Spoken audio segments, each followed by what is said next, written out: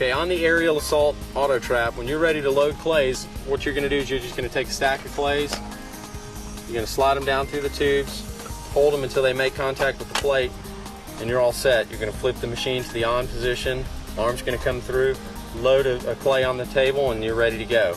Now, some tricks to loading it. When the arm's in the loaded position, you're going to notice that this loading mechanism right here is going to be extended forward. If you try to load them there, it's going to be sitting on top of that. So what you want to do if that happens is you want to flip the trap to the disarm position.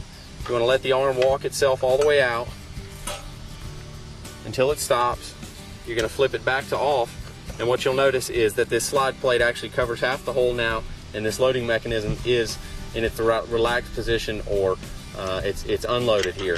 So you have plenty of room to take the clays, set them on the tray, flip it to the on position, and it's going to come in, drop the clay on the table, and you're all set. Now what this is doing is it's holding the clay above as this one drops down. So I'm all set. I'm going to hit the foot pedal. This is going to release, and when it comes around, that system will move forward again, drop the clay down on the table, and you just go on from there. When you're ready to stop shooting, like I said, flip it to the disarm position, hit the foot pedal, let the arm walk out, turn it back to the off position, and you're all set to pack it up and store it. The next troubleshooting tip that I'm going to go through with you is if the machine is not feeding clays. There's a slide plate right here that comes back, as I showed you earlier, to drop the clay onto the tray. If for some reason this is holding the clay so it's not dropping, if this slide plate's not sliding far enough back, there is an adjustment for that. So what I'm going to do is I'm going to come to the back of this tray here. I'm going to take off these nuts and bolts here. I can set them to the side. I'm going to come up front here, and this silver spring right here, I can actually kind of pull it off that front little screw.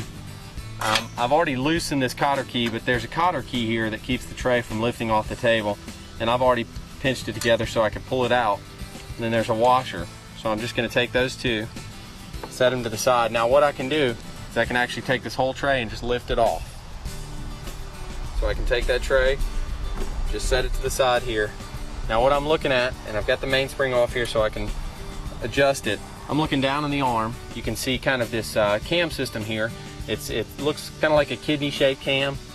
But what you want to notice is there's a Phillips head screw that runs down through this cam, has a little sleeve, runs through the arm, and then has a little nut on the bottom of it.